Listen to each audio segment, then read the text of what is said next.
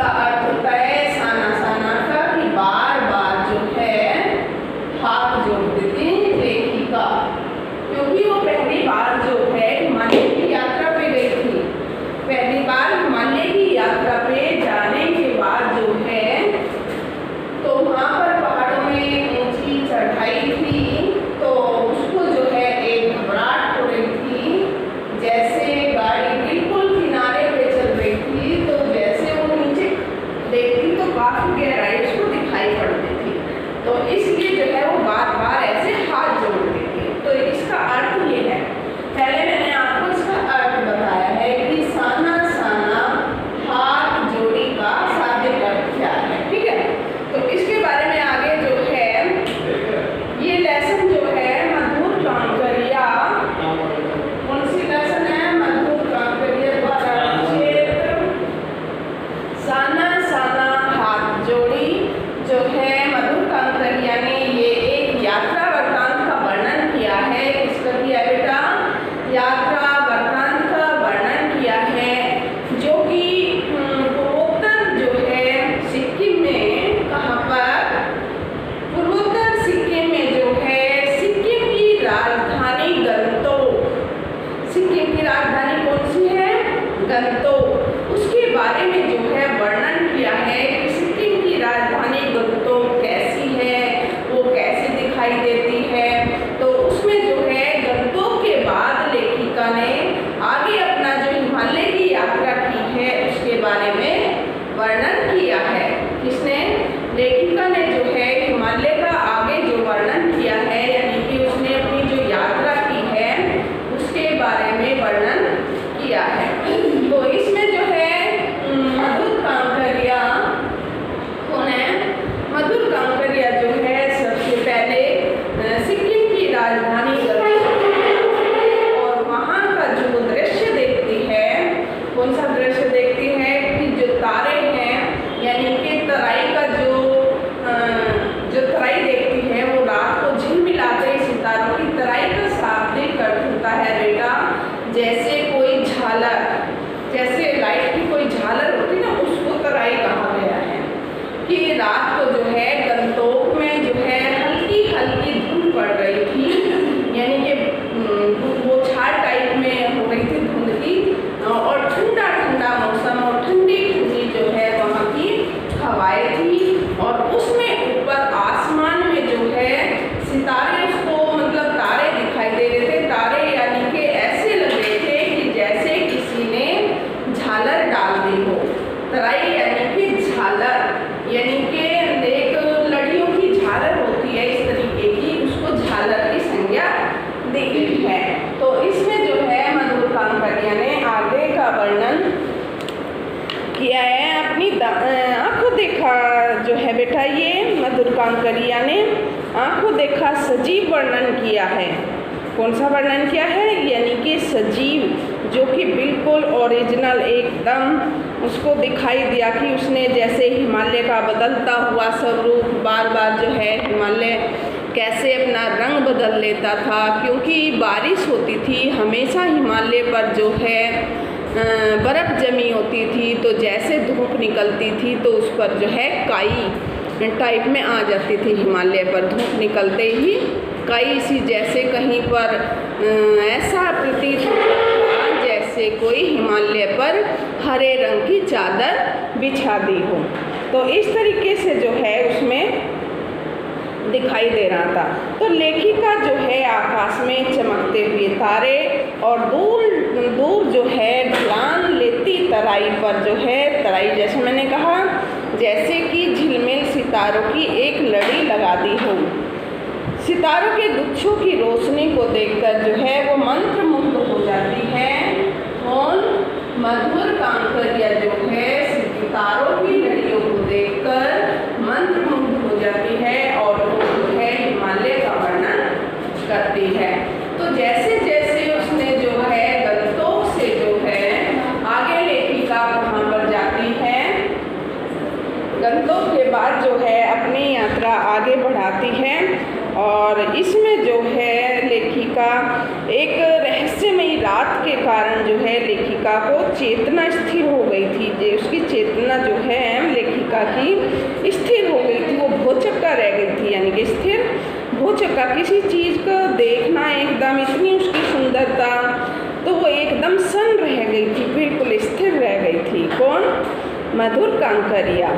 और जो है उसकी इंद्रियां भी जो है जादुई रोशनी में लगभग डूब गई थी। इंद्रियां यानी कि आँख, कान, नाक, वो वहाँ की जो है सुनसान सैंसे की आवाज़, और आँखों से वो इतना अच्छा सौंदर्य, रंग बिरंगे फूल उसने देखे, तो यानी कि उसकी इंद्रियां भी जादुई रोशनी में लगभग डूब गई थी। इंद्रियां आपको पता है, आँख, नाक, कान, तो ये चीज़ जो है उसकी सारी उसमें रोशनी में डूब गई थी। किसकी? गंतों की रोशनी में। फिर धीरे धीरे जो है शून्य में से उजाला फूटने लगा, यानी कि जैसे अंधेरी, मतलब रात का समय था, और रात से जैसे धुंधली में से एक सूर्य का उजाला फूटने लगता है, जैसे सुबह सूर्य निकलता है तो उसकी रोशनी बढ़ने लगती है। एक नेपाली युवती ने सीखी प्रार्थना उसके होठों पर आ गई। किसने? मधुर कांकरिया ने जो है एक नेपाली युवती से, इससे एक नेपाली युवती से जो है एक कविता सुनी थी, और वो कविता की लाइनें जो हैं मधुर कांकरिया के मुंह पर आ गई। कैसे आ गई मुंह पर? साना साना हाथ जोड़ी। साना साना यानी कि बार बार जो है हाथ जोड़ते हुए, और गदरहू प्रार्थना, और जो है वो प्रार्थना करती है, हमरो जीवन त्रियो कोमेली, यानी कि हमारा जो जीवन है हे भगवान वो आपके ही हवाले हैं। यानी कि मधुर कांकरिया ने एक नेपाली युवती के द्वारा ये कविता की 2 लाइनें कही थी कि जो है साना साना हाथ जोड़ी, साना साना हाथ जोड़ी, गदरहू प्रार्थना, और जो है वो बार बार प्रार्थना कर रही थी, हमरो जीवन जो है तिमरो पोसेली, यानी कि तुम्हारे ही भरोसे है। ये इसने कहा है, किसने? एक नेपाली युवती द्वारा जो है ये कविता थी, और जो कि मधुर कांकरिया ने अपने मुंह से इसको दोहराया था। क्या किया था बेटा? अपने मुंह से जो है मधुर कांकरिया ने इसको दोहराया था। तो अगले दिन, कब? यानी कि अगले दिन जो है प्रातः लेखिका की युमथांग के लिए जाना था। कहाँ के लिए? गंतोक से युमथांग के लिए जो जाना था। युमथांग के लिए उसे ये भी बताया गया था कि अगर मौसम साफ रहता है तो हिमालय की ऊंची चोटी, यानी कि कंचनजंगा, कौन सी? अगर युमथांग में मौसम साफ रहता है तो वहाँ जो है हिमालय की ऊंची चोटी, यानी कि कंचनजंगा जो है दिखाई देती है। युमथांग का मतलब होता है बेटा कि हिमालय के जो क्षेत्र होता है, हिमालय का जो आसपास का क्षेत्र होता है, उसको युमथांग कहा गया है। तो इसमें जो है युमथांग यानी कि मधुर कांकरिया ने उसमें बताया, मधुर कांकरिया को बताया है जिनेंद्र ने, क्योंकि वो एक गाइड था और एक अच्छा ड्राइवर भी था। तो अगर उसने बताया कि अगर मौसम साफ रहता है तो हिमालय की सबसे ऊंची चोटी यानी कि कंचनजंगा भी जो है देखी जा सकती है, लेकिन दुर्भाग्य से मौसम खराब हो गया, यानी कि यहाँ का मौसम अचानक खराब हो जाए तो उसने सामने यानी कि अपने सामने बहुत से रंग बिरंगे फूल देखकर, कौन? मधुर कांकरिया जो है, उन्होंने युमथांग में क्या देखा? अपने आसपास रंग बिरंगे फूल देखे और उन फूलों को देखकर ऐसा लगा लेखिका को कि फूलों के भाग में पहुंच गई है, कि लेखिका जो है फूलों के बाग में पहुंच गई है। और बेटा एक और मैं बताना चाहूँगी कि गंगटोक से जो युमथांग का रास्ता है वो 149 किलोमीटर है, यानी कि 149 किलोमीटर की दूरी पर है।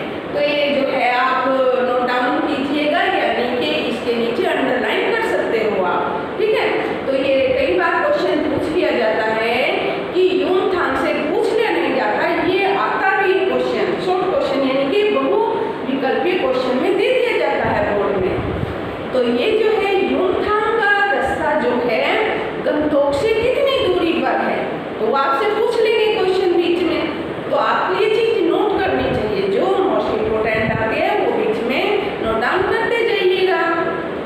तो युमथांग का रास्ता गंगटोक से कितने किलोमीटर की दूरी है, यानी कि 149 यानी कि 149 किलोमीटर की दूरी पर है।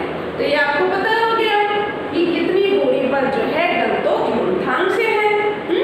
युमथांग गंगटोक कितनी दूरी पर है, ये बीच का डिस्टेंस जो है वो कितना होना चाहिए या कितना है, तो इसके बारे में भी जो है जितेन नागनी ने स्पष्ट बताया है कि जो है इनकी दूरी जो है इतनी है। तो ड्राइवर जितेन ने लेखिका को यह भी बताया था युमथांग में जो है अनेक घाटियां हैं। क्या है, युमथांग को बेटा घाटी भी कह सकते हैं। हिमालय के नीचे मैंने बताया हिमालय के आसपास का जो रास्ता होता है या जगह होती है, यानी कि उसको घाटियां भी हम बोल सकते हैं, उसको युमथांग कहा गया है। क्लियर हो गया ना। हिमालय के आसपास की जो जगह, उसके दाएं बाएं जो जगह होती है, यानी कि हिमालय के नीचे जो घाटियां होती हैं, उसको जो है क्या कहते हैं, युमथांग कहते हैं।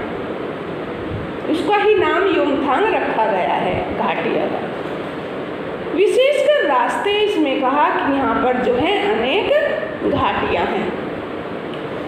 रास्ते में हिमालय की गहरी घाटियां और फूलों से लदी वादियां मिलेगी। ये किसने बताया, किसने बताया ये जो है ड्राइवर जितेन नार्गे ने बताया है लेखिका को, मधुर कांकरिया को। मधु कांकरिया, मैं बार बार इसलिए नाम ले रही हूँ क्योंकि ये नाम आपको याद हो जाए अच्छी तरह। मधु कांकरिया और जितेन नार्गे की इसकी महत्वपूर्ण भूमिका रही है इन दोनों की। बाकी का नाम इतना नहीं आया, लेकिन जो है मधु कांकरिया के साथ उसके मित्र भी गए थे, लेकिन उनका नाम इतना स्पष्ट नहीं आया है। तब लेखिका ने बच्चों की तरह उससे पूछा, किससे, नार्गे से पूछा, क्या वहाँ भी बर्फ मिलेगी, क्योंकि लेखिका को जो है युमथांग पे और जो है गंगटोक में बर्फ इतनी अच्छी लगी कि वो जो है उसके दृश्य को देखकर स्थिर हो गई थी। जैसे मैंने बताया आपको पहले भी कि उसके दृश्य को जो है देखकर वो बिल्कुल स्थिर हो गई थी। कौन, मधुर कांकरिया। तो इसके बाद जो है लेखक यानी कि मधुर कांकरिया आगे की ओर अपनी यात्रा बढ़ाती है। कहाँ बढ़ाती हैं, यानी कि आगे की ओर जो है अपनी यात्रा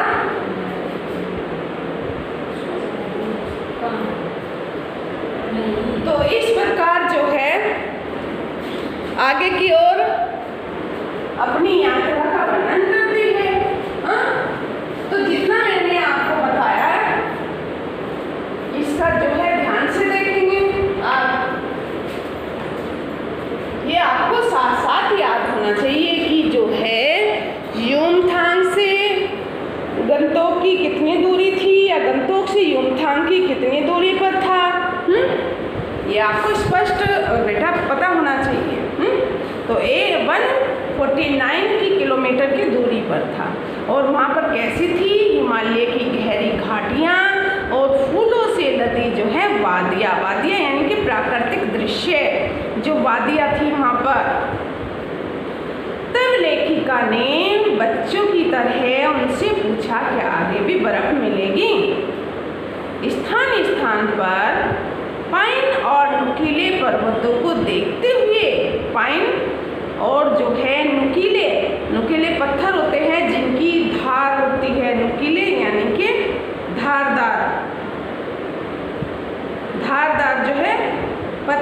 हैं उनको कहा गया है नुकीले। तो इस प्रकार जो है उसने नुकीले पत्थर और पर्वतों को देखते हुए लेखिका अपने साथियों के साथ आगे बढ़ी, यानी कि हिमालय की यात्रा के लिए वो आगे बढ़ती गई। और रास्ते में उसे एक कतार में श्वेत पताकाएं जो है दिखाई दी। क्या दी? यानी कि श्वेत पताकाएं, पताकाएं मीन्स झंडा, जिसको हम झंडा बोलते हैं साधारण भाषा में, झंडे। तो कैसी श्वेत पताकाएं, बिल्कुल वाइट कलर में जो है वे पताकाएं उसको दिखाई दी, जिन पर मंत्र लिखे हुए थे, यानी कि उन पताका ऊपर जो है कोई मंत्र लिखे हुए थे। और तब ड्राइवर जितेंद्र ने लेखिका को बताया कि श्वेत यहाँ पर जो है, कहाँ पर, युमथांग में, यहाँ पर जो है श्वेत पताकाएं और कभी कभी रंगीन पताकाएं भी फहराई जाती है। अब ये भी बताया गया है कि श्वेत पताकाएं किसका जो है वो है, चिन्ह है, इसका चिन्ह है, यानी कि जब किसी बोधिसत्व की मृत्यु, यानी कि किसी बोधिसत्व यानी कि किसी विद्वान की मृत्यु हो जाती है, तो उस समय बेटा श्वेत, पूरी शहर में श्वेत पताकाएं फहराई जाती है। समझ आया आपको? तो जो है श्वेत पताकाएं कब फहराई जाती है, यानी कि किसी बोधिसत्व की, किसी विद्वान की मृत्यु हो जाने पर श्वेत पताकाएं फहराई जाती हैं। अगर रंगीन पताकाएं कब फहराई जाती है ये भी मैं आपको बताना चाहूँगा। तो जो है इसमें एक क्वेश्चन ये भी आपका बनता है कि श्वेत पताकाएं और रंगीन पताकाएं कब कब फहराई जाती हैं, तो ये आपको पता होना चाहिए। आप जो है लेसन रीडिंग करोगे ना, उसमें आपको पता लग जाएगा। और मैं भी आपको बता रही हूँ कि श्वेत पताकाएं किसी बोधिसत्व की मृत्यु के बाद जो है शांति के लिए फहराई जाती है। और रंगीन पताकाएं जो होती है, कलरफुल, अलग अलग कलर की जो पताकाएं होती हैं, रंगीन, उनको ही तो कहा गया है, वो फहराई जाती हैं किसी खुश खबरी होती है, खुश माहौल होता है, तो उस समय जो है रंगीन पताकाएं फहराई जाती हैं। जैसे किसी की शादी, जन्मदिन आदि त्योहारों पर, जो होली, दिवाली, इस तरीके के त्योहारों पर जो है जब खुशी का माहौल होता है, तो उस समय कौन सी पताकाएं फहराई जाती है, यानी कि रंगीन पताकाएं फहराई जाती है। ये जो है जितेंद्र नागे, यानी कि वो ड्राइवर जो एक गाइड भी था, गाइड यानी कि गाइड देने वाला, गाइड करने वाला, कहाँ क्या करना है, कहाँ कैसे, तो गाइड उसको कहा गया है। कहाँ से कौन सा रास्ता फूट रहा है, यहाँ से कौन सा कितने किलोमीटर की, तो ये गाइड का काम है। तो उस रास्ते पर एक गाइड ही जो है जीप चला सकता था या गाड़ी चला सकता था, यानी कि जो अच्छी तरीके से दूसरों को गाइड करता हो। समझ रहे हैं? तो इसमें ये भी बताया गया कि वहां पर जो है, कहाँ पर, युमथांग में पताकाओं के बारे में बताया गया है। तो थोड़ी दूरी पर लेखिका ने दलाई लामा की ओर जैसे तस्वीर देखी, तो थोड़े आगे जाने पर जितेंद्र ने उसे कभी लॉन्ग स्टॉप के बारे में बताया है। कभी लॉन्ग स्टॉप, इस पर भी जो ये नाम याद रखेंगे आप, इस पर भी जो है अंडरलाइन कर सकते हैं। कौन सा? कभी लॉन्ग स्टॉप के बारे में बताया, जहाँ गाइड फिल्म की जो है शूटिंग हुई थी, जो हमारे अभिनेताओं अभिनेत्रियों ने और जो है गाइड फिल्म की जो है क्या की थी, शूटिंग की थी। कौन सी जगह हुई थी? कभी लॉन्ग स्टॉप में, कभी लॉन्ग स्टॉप में गाइड फिल्म की जो है शूटिंग हुई थी। यहीं पर तिब्बत के जो है चीसखे, बमसन और सिक्किम के जो हैं कुंज तेग के बीच संधि पत्र पर जो है हस्ताक्षर हुए थे। चीन, तिब्बत, समझ रहे हो ना? तिब्बत से जो है चीन ऐसे रास्ता निकलता है, वहाँ से तिब्बत से होते हुए चीन जाते हैं। और तिब्बत का रास्ता भी मैं आपको थोड़ा सा बताना चाहूँगी यहाँ कि तिब्बत का रास्ता भी जो है बेटा वो भी जो है ऊंची ऊंची पहाड़ियाँ होती है और पहाड़ियों के नीचे जो है तिब्बत के रास्ते में डाकू लुटेरे बैठे रहते हैं यात्रियों को लूटने के लिए, क्योंकि वहाँ कोई ऐसा साधन नहीं होता है कि जो है यात्री किसी सवारी से या अपनी सवारी से जा सकते हैं। और वहाँ पर जो है तिब्बत में, ये तिब्बत के लिए जानकारी दे रही हूँ मैं इसमें लेसन में नहीं, थोड़ी सी अलग से, कि तिब्बत क्या है। तिब्बत एक जगह का नाम है, तो तिब्बत से उतरे चीन जाते हैं ये कहा गया है। तो तिब्बत में यानी कि ऊंची ऊंची पहाड़ चोटियां होती हैं और यहाँ तक कि कोई भी एक परिंदा भी जो है वहाँ नजर नहीं आता है। और जैसे वहाँ से यात्री जाते हैं तो वहाँ पहाड़ियों के आगे पीछे नीचे तो डाकू लुटेरे छुपे रहते हैं और वो जो है यात्रियों को लूट लेते हैं। और वो कैसे लूटते हैं ये पता है आपको? नहीं ना? वे जो है सबसे पहले यात्री को मार देंगे और उसके बाद जो है उसके पास कितना पैसा है, क्या धन है, ये चीज देखते हैं। पहले इसको खत्म कर देते हैं। कहाँ पर? तिब्बत के रास्ते में। चाहे उसके पास कुछ हो या ना हो, लेकिन उसको खत्म कर देते हैं, यानी कि उसकी हत्या कर देते हैं। और जो है वहाँ पर खुलेआम हथियार रखने की जो है एक वो है कि सभी जो है खुलेआम वहाँ पर हथियार रखते हैं, कोई रोक टोक कोई कानून वहाँ पर नहीं है जो कि हथियार ना रखने की कोई पाबंदी हो। खुलेआम लोग जो है हथियार लेकर घूमते हैं। ठीक है, तो ये मैंने किसके बारे में बताया? थोड़ी सी जानकारी तिब्बत के बारे में बताई कि तिब्बत का जो रास्ता है वहां से होते हुए यात्री जो है आगे बढ़ते हैं। तो ऊंची पहाड़ी होने के कारण, ऊंची पहाड़ी और सुनसान जगह होने के कारण तो डाकुओं को भी वहाँ पर एक जगह मिल जाती है तिब्बत में। तो तिब्बत के चीस्खे, बमसन और सिक्किम के जो है कुंज तेग के बीच संधि पत्र के भी हस्ताक्षर वहीं पर हुए थे, ये बताया गया इसमें। मार्ग में एक कुटिया थी, उसी रास्ते में जो है मार्ग यानी के रास्ते में एक कुटिया भी थी जिसमें एक चक्र घूम रहा था।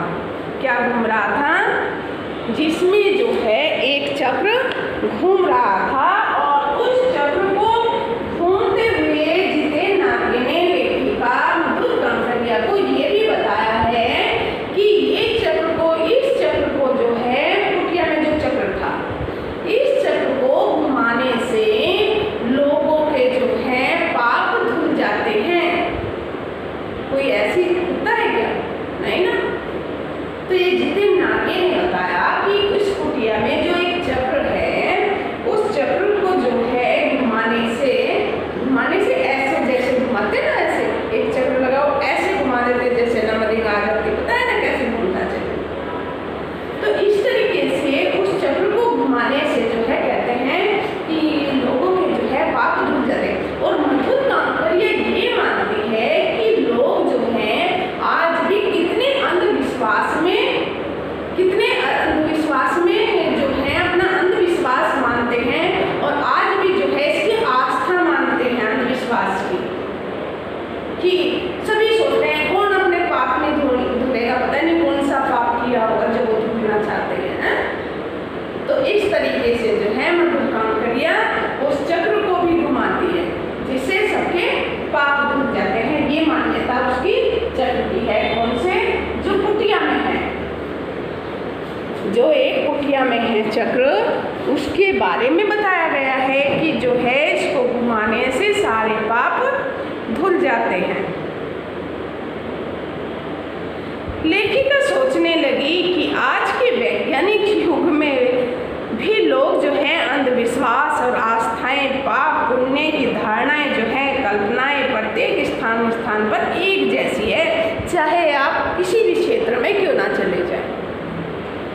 लेकिन ये सब आस्थाएं, धारणाएं और जो है पाप पुण्य को धोने की आस्थाएं बताई गई। यहाँ पर जो चक्र घुमाया गया है, जो चक्र घुमाया जाएगा उसके लिए बताया गया मधुकांकरी, यानी कि लोगों की जो है आस्थाएं, कल्पनाएं प्रत्येक स्थान पर एक जैसी है। चाहे हम किसी भी क्षेत्र में, चाहे मैदानी क्षेत्र में हो या पहाड़ी क्षेत्र में हो, तो सबकी आस्थाएं एक जैसी बताई है मधुकांकरिया।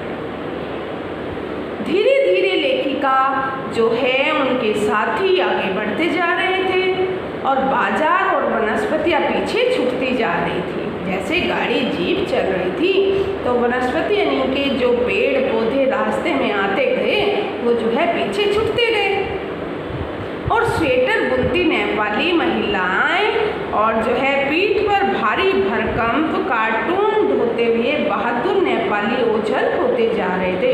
और बेटा एक और बात है कि वहाँ की पहाड़ों की जो लेडी होती हैं, स्त्री होती हैं, वो बहुत ही मेहनत करती हैं, यहाँ तक कि अपना घर का सारा काम करने के बाद अपने छोटे बच्चों को झोलियाँ बनाकर पीठ पे लादकर जो है वे काम करती हैं वहाँ पर। और यहाँ तक कि जो बच्चे स्कूल में जाते हैं वो भी इतने ऊपर चढ़ाई चढ़ के फिर मैदानी क्षेत्र में, यानी कि एक दो छोटे मोटे स्कूल होते हैं तो उसमें जो है पढ़ने के लिए इतनी दूर पैदल चल कर जाते हैं। वहाँ कोई ऐसा साधन नहीं होता कि जो है बच्चे अपने आप या किसी रिक्शे या स्कूटर पर चले जाएं, क्योंकि मैदानी क्षेत्र है, कोई रास्ता तो उसमें जो है स्पष्ट होता नहीं है। तो फिर वे बच्चे जो हैं स्कूल से आने के बाद अपने माता पिता का हाथ भी बटाते हैं, अपने माता पिता के साथ चलते हैं, जैसे लकड़ियाँ चुनना, ईंधन लेके आना, पशुओं के लिए घास लेके आना। तो ये जो है एक ये भी कहा गया है कि जो वो रास्ता है एक मेहनतकश बादशाह का जो है ये जगह बताई गई है। मेहनतकश यूथांग को जो है ये कटाव को मेहनतकश बादशाहों का देश क्यों कहा गया है, तो इसलिए जो है यूथांग को या कटाव को जो है मेहनतकश बादशाहों का जो है राज्य इसलिए कहा गया है क्योंकि वहाँ स्त्रियों के साथ साथ उनके पढ़ने वाले बच्चे भी स्कूल में से आने के बाद जो है वो उनके साथ हाथ बटाते हैं। और वे स्त्री जो है घर का सारा कार्य करने के बाद अपने बच्चों को पीठ पर लादकर इतनी मेहनत से काम करती है, इसलिए उन्हें मेहनतकश बादशाहों का राज्य कहा गया है। ये क्वेश्चन आता है मोस्ट इम्पोर्टेंट, ये आएगा कि कटाव को मेहनतकश बादशाहों का शहर क्यों कहा गया है, तो इसलिए जो है अभी कटाव का आएगा। मैं थोड़ा सा इसके बारे में बताया कि जो बताया ना कि वहाँ की लेडी स्त्री जो है बच्चों को साथ ले जाकर और इतनी मेहनत करती है उसकी तराई पर, तो इस तरीके से। तो इसमें जो है आगे बेटा आज हम आपको इतना ही करवाएंगे कि जो है कितना कि हिमालय के वैभव और विराट के रूप की जो है इच्छा पूरी होने जा रही थी। और यही हिमालय असंख्य दर्शकों यात्रियों का काम में है तथा यहाँ की प्रकृति जो है पल पल में बदलती रहती है। ये किसने बताया, यानी कि मधुकांकरिया